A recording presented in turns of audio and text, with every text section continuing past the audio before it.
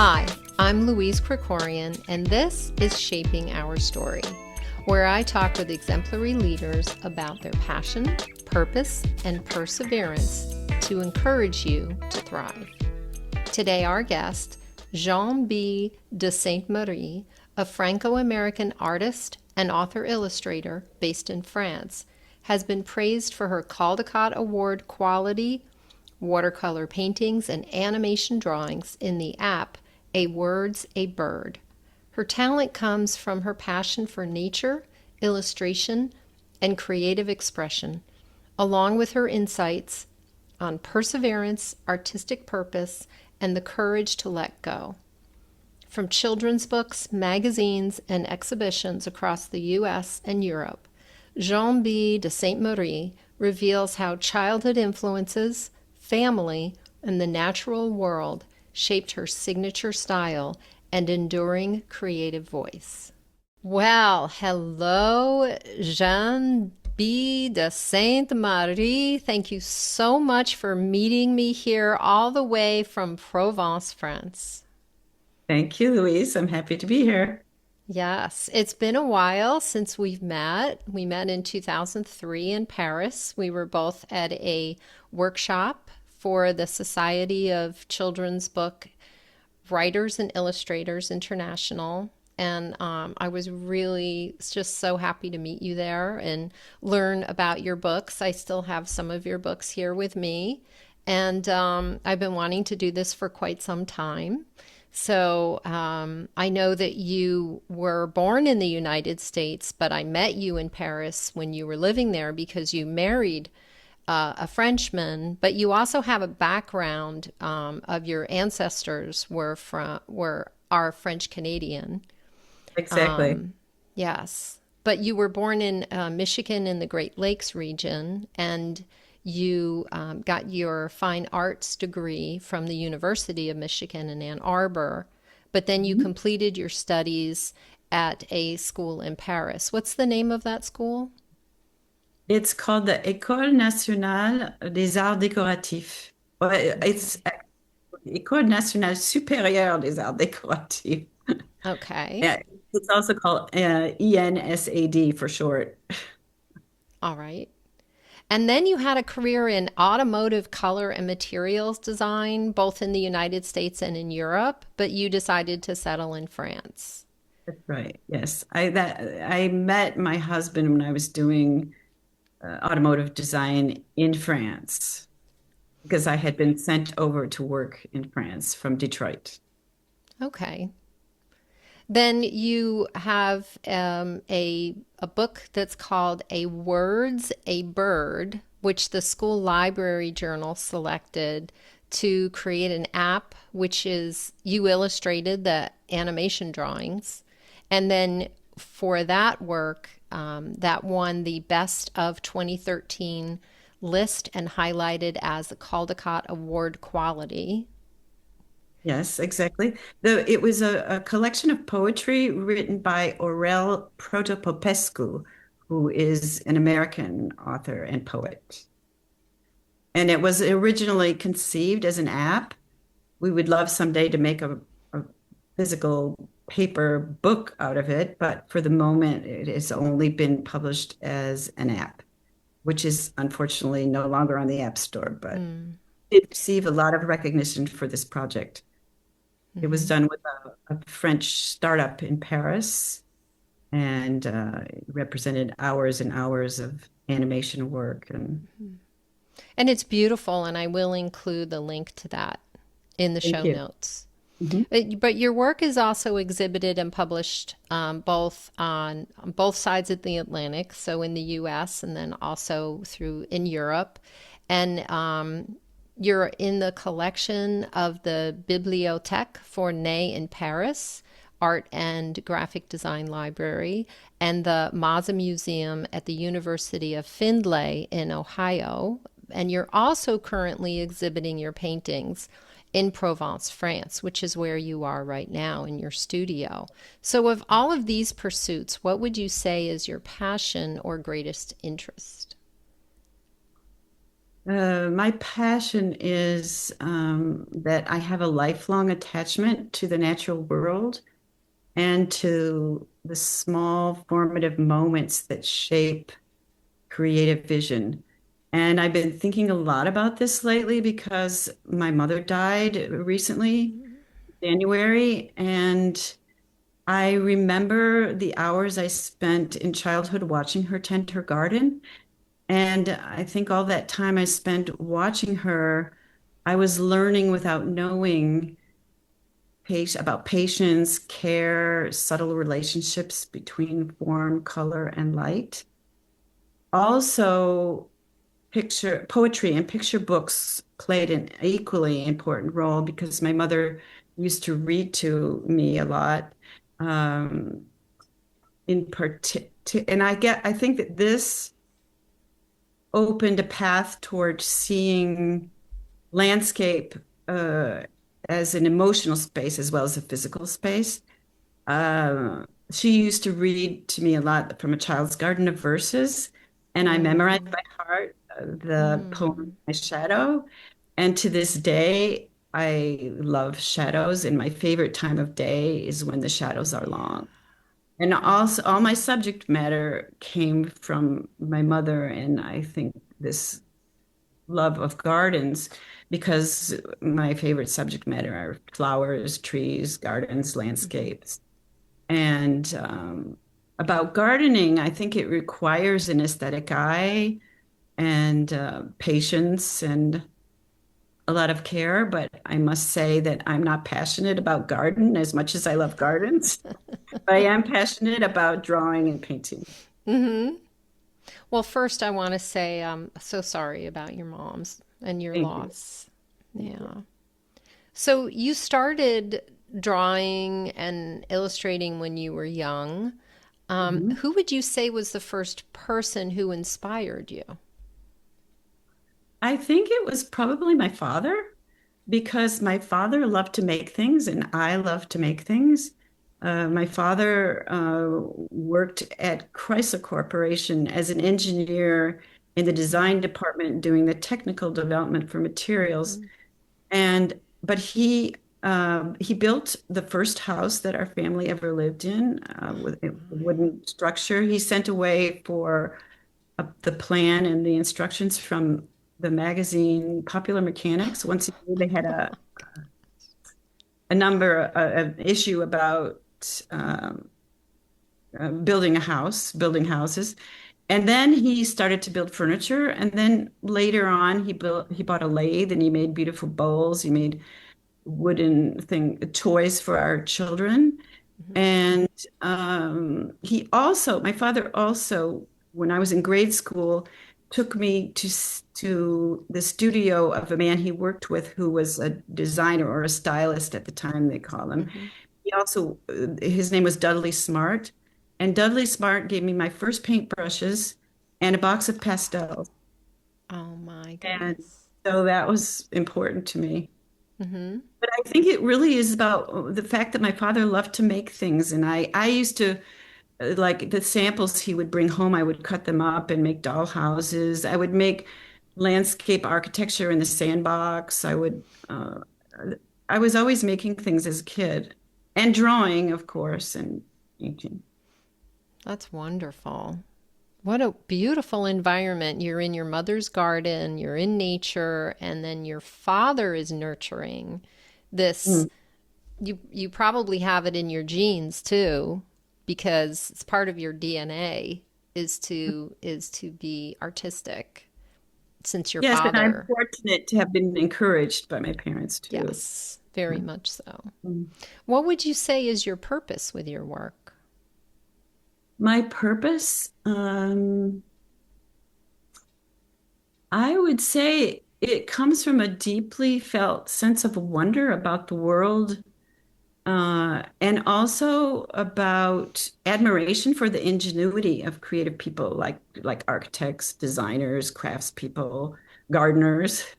Um, I feel like my purpose is this is going to sound like a tall order, and I'm certainly not going to ever do this by myself. I need help, but bring beauty into the world Hmm. and um, to to find creative solutions to things. Hmm. Well, I love the creative solutions that you have behind you. Thank you. Those illustrations are beautiful. So I find it interesting that you went from drawing, I want to, in my mind, I'm imagining you drawing in the garden, but you go from nature to automotive design, although, as you said, that your father worked in automotive, but Mm-hmm. taking that, those two completely different environments, but then also working in corporate world, then working as an illustrator, working with children's books, working with authors, and then writing your own books, illustrating them, and then exhibiting your own illustrations. What would you say has been your biggest professional failure, and what did you learn from it? Well, first of all, about the variety of things I've done, I studied fine art, and the automotive design was a sort of need to make money after I finished my studies. Mm-hmm. However, I did find once that I had this job in the design world, it was very interesting, and I was working with color and fabrics and everything. And then when my children were young, I did not want to go to an office every day. And I started Mm-hmm. thinking about what I was really passionate about. And I remembered I had this memory of my mother reading and how much I loved picture books, which then started the picture book thing. But I've always, even when I was working in the corporate world at night, I would do watercolors. I did a lot of silk screening too. I've done a lot of different things. Mm-hmm. But back to the question, which was, What what was was your biggest professional failure, and what did you learn from it? my biggest professional failure, I'd have to say, is when I had a book project that I wrote. It took place in the Middle Ages, and I adore medieval manuscripts. And I had gone to a show at the Bibliothèque Nationale about Mm-hmm. the illustration during the Middle Ages. And so I had this project, and I bought the catalog. I went to all kinds of bookstores. I went to the library. I had tons and tons of documentation in my studio. And Mm-hmm. then I started to try and design the book in a way that was contemporary but had a medieval feel for it. And I just couldn't get away from the original material that I was so mesmerized by. Mm-hmm. And it kind of put me into a depression. I Oh, just overboard. I mean, it wasn't literally depression, but yeah. I was just fed up. And my studio was, I had books everywhere, and in my Yeah. studio was a mess. And I ended up hiring someone who professionally goes to your house and organizes things.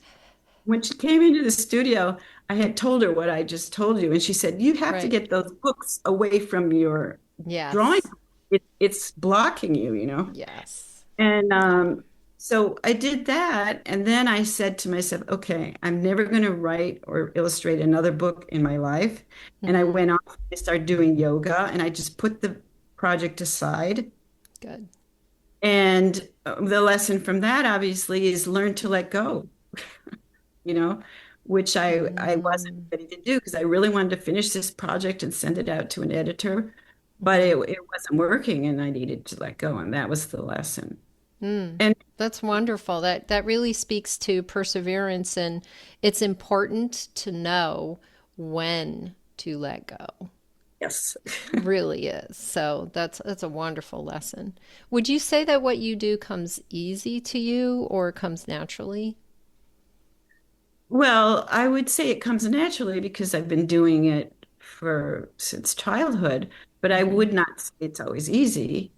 I think, sometimes there's frustration or disappointment when you know what you want to do, but it's not working out. And then also, I would say, and I think a lot of artists would tell you this, that the business side can be, kind Mm, of not, but if you're doing it seriously, you have to deal with the business side of art, you do.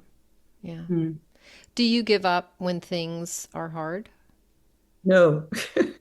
In fact, on the contrary, sometimes I hold on too long, as I told you Right. earlier. Mm. Right. So what I'm very, keeps you in Oh, I'm sorry, go ahead. no, I do have a lot of perseverance, I think. Yeah. That's important. Mm. But you have What to learn keep to let go. Yes, definitely. So Mm. what keeps you inspired? I would say often it's chance encounters. Like if I'm on a hike, I'll see a beautiful flower or a majestic landscape, or I'll be looking through a magazine and see something that I really like, or I'll go to an exhibit. I go to a lot of art shows and exhibits. Hmm. Um, and when I see a new way of looking at something, that often inspires me. And then I think also there's some mysterious force that it sometimes comes from nowhere, like the change of the seasons or. Mm, Mm. that's wonderful. Just seeing the different colors. And then, of course, the light in Provence. Yes, it's very inspiring. Hmm. What are you hoping to do next? I would like to develop my a more wet on wet watercolor technique. I Hmm. do a lot of watercolors, but I want to go more towards that sort of technique. And I also have an idea, and this is also after having gone through my mother's things after her death. Mm. I would like to do a series of large banners on fabric, perhaps using collage elements like buttons. Maybe Hmm. I'll do button trees or something. I don't know, but I have that in the back of my mind as another project that I would do parallel to continuing the watercolors. Hmm. What is your advice for someone starting their own journey? Uh, I would say keep at it, develop a consistent practice. Um, don't be afraid to venture out into the world and show your work, but also be prepared for rejection. Um, but you have to keep on course. Uh, and if someone gives you advice, you can either uh, take that advice and learn from it, or if you're sure of what you're doing, just keep going. What comes to my mind is the quote from Nietzsche, which is, let's see, I wrote it down. No one can build you the bridge which you and only you must cross the river of life. Because I think there's many ways of going on a journey, right? And creative journey is no different. Hmm. That's beautiful. Have you ever thought about drawing that? No, but there you go. There's another project. Because I see that visually. Because I'm looking at all the artwork that's on the wall behind you and to the Mhm. side, I'm more inspired to think visually. Mhm. And yeah, so I think of that what you just said in a sort of an art illustration form. You had also mentioned being consistent. So what do you do consistently every day to help you pursue your passion? I go to my studio almost every day and do something. I also never go out without a sketchbook or my iPad. I've been drawing more on iPad lately. Wow. I mean, my art is just integrated into my life, and I'm constantly open to these chance encounters or seeing something, I'll take a picture and I'll say, oh, I want to remember that for a project or something. So, Hmm. So what's the size of the drawing pad that you have? oh, I have a rather large one. It's hmm, And you carry it with you? well, I often carry a small sketchbook. It depends on where I'm going, Okay. If I'm going out to draw in the field or something, I actually don't like using the iPad outdoors that much because Hmm. there's a reflection, it reflects. I Right. don't know. David Yeah. Hockney works a lot on an iPad, and I don't know how he works outdoors with it. I work indoors with my iPad mostly, or sometimes I'll take it to a museum, Mm-hmm. but it's a big one, so it's rather heavy. But I do design work on it too, so I wanted it to be fairly large. But I have Interesting. different shapes of sketchbooks. I have small ones, and larger ones. Depends Hmm. on what. I would love to see some of the sketches, but when I've looked online for your work, I've gone to your website and I've seen your beautiful artwork. You have an Instagram, Facebook, YouTube, and then you also have a profile on the libraryarts.org. So your website is Jeanne, which is Jeanne, D, which is DE, Sainte, Sainte, Marie, Marie.com. Your Instagram is at just Jeanne B, which is at JustJeanneb. And your Facebook is the same Okay. address. Mhm. And then the YouTube is, I will include those links in the show notes. Mhm. And the library arts profile is also very beautiful. It starts with a black and white picture of you, which is very I had to nice. look that up. I wasn't aware that I had the. Yeah. Yeah. Well, thank you so much. I really appreciate this time. Well, thank you for interviewing me, and it's really wonderful to reconnect with you, as you said, Hmm. after all. And I hope that I'll be able to come and visit you either in Paris, as I did last time, or perhaps meet you in Provence in your studio. Please do. Okay. Thank you so much. Thank you, Louise. Bye. Bye. Thank you for joining us at Shaping Our Story. And thanks to our guest, Jeanne B. de Sainte Marie, whose ability to consistently go to her art studio almost every day, never go out without a sketchbook or her iPad, and integrate art into everyday life by always being open to chance encounters of seeing something new, is proof that she combines her passion with perseverance. If you enjoyed this week's episode, click on follow and leave a comment to inspire us or suggest a guest. And remember, if this made you think, please share the thought with a friend. See you next time.